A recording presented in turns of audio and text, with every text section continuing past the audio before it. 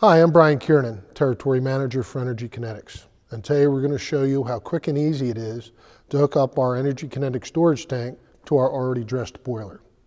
If this is your first time utilizing our storage tank, you'll probably notice the electric water heater description on the side of the box. Rest assured that the tank inside contains no heating elements. Our storage tanks are manufactured by a major tank supplier to our specifications. And because they make millions of tanks each year, we use their standard electric tank cartons so they can be more responsive to our orders.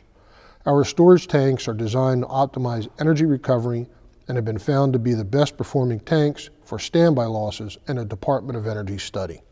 Another unique feature of our storage tank is the dip tube that comes pre-installed on the cold water inlet. The holes in the bottom of the dip tube distribute hot water horizontally across the upper portion of the tank, resulting in a virtually endless supply of hot water. Now that we've cut away the carton, position the tank on a level surface. It's a good idea to set the tank on blocks to keep it off of a damp concrete floor. All right, we're ready to start piping the storage tank. Included with the boiler was the quick install guide that covers both the boiler and tank installations. This guide should easily walk you through everything I'm about to show you. We've already installed our smart pump at the top of the boiler during our dressing the boiler in about 45 minutes video. Should you choose to install the smart pump near the bottom of the tank, the quick installation guide includes instructions for the optional location. Remember, if you find yourself unsure about any of the steps, more detailed information is available in the enclosed installation manual, or you can call our tech support hotline for assistance. Now let's get this tank connected. For shipping purposes, the bottom nipple is threaded into the relief valve. Now is a perfect time to remove it and install it at the bottom of the tank. Now we're going to start piping the bottom of the tank. You're going to utilize the pre-packaged fittings that came with the boiler. On the bottom of the tank, we have a drain fitting that we're going to utilize.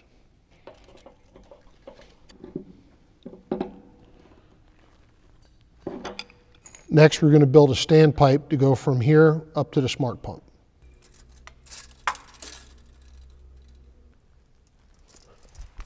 Now I'm going to assemble the riser off the bottom of the hot water tank. This supplies cold water into the tank and it is also attached to the inlet side of the smart pump to pump the water off the bottom of the tank through the plate exchanger. We'll let that cool for a second and then we'll cut the riser. Now I'm going to measure the length of the riser from the threaded end to where I'm going to put my elbow. And then I'm going to cut it. I'm going to utilize the Milwaukee cordless copper cutter. I'm going to put a little smart thread sealant fitting and then screw it in the drain tee. Once I've done this, then I can level up my riser. Okay, now I'm going to attach some copper and copper fittings to connect the smart pump to this pipe here, which will pull the water off the bottom of the tank and push it up through the plate.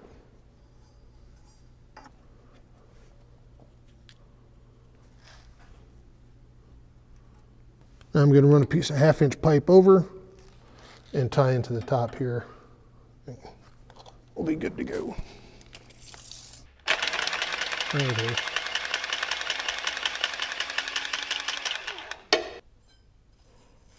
The cold water supply must be piped into the bowl or side outlet of the tee.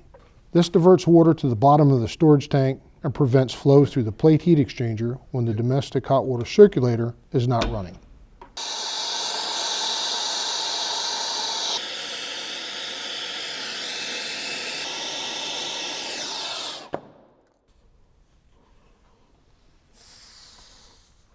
Now I'm going to attach this 90 and the other side of the plate exchanger union to bring the water out of the plate and into the domestic hot water tank.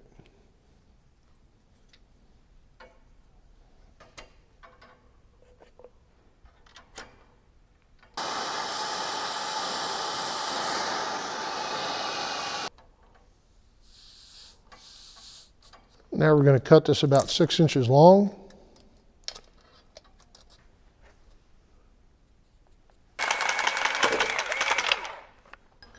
And then we're going to attach it to the plate exchanger. Now we're building the pipe to come off of the cold water inlet and go over and hook into the domestic out on the plate.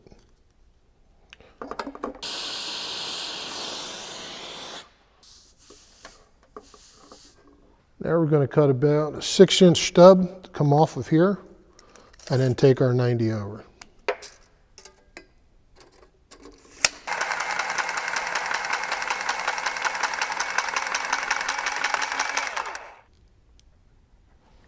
I'm going to screw on.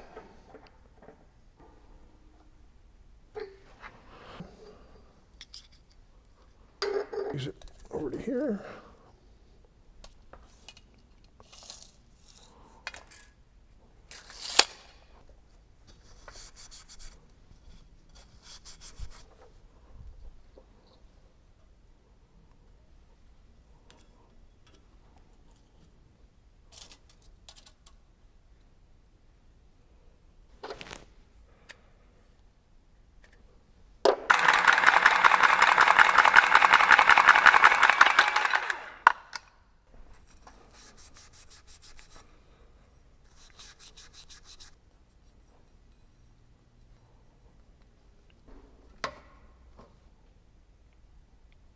Okay.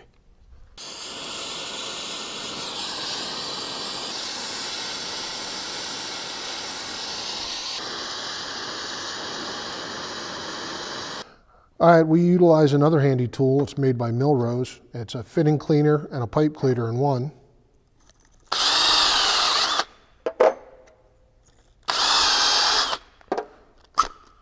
Slip it out.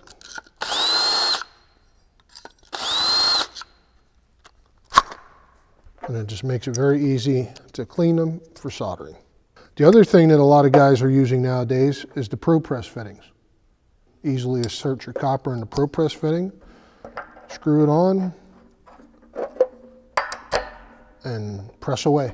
Now I'm going to run the hot water out to the house, cut a piece of pipe, some flux on it.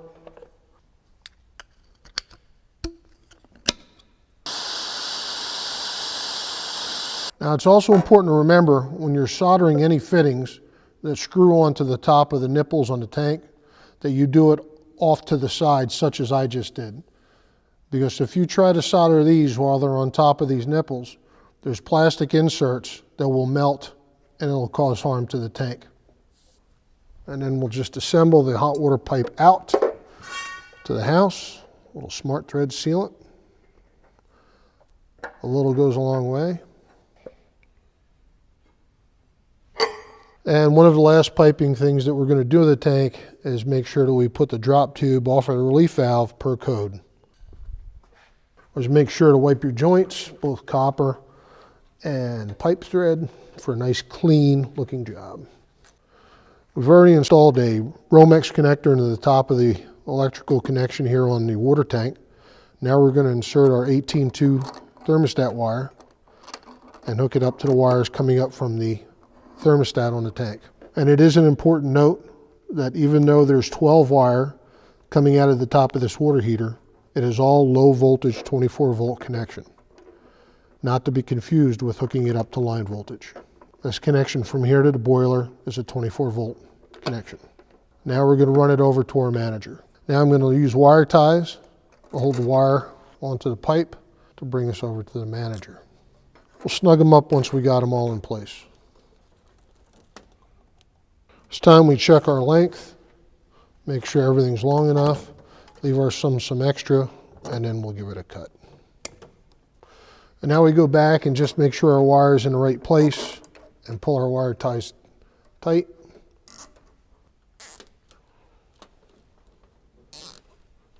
And now we'll snip them.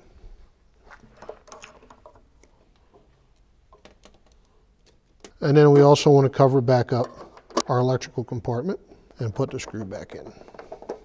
So now we're going to tie it into the manager. I always like to take the extra wire and give it a couple of spins to make it nice and neat.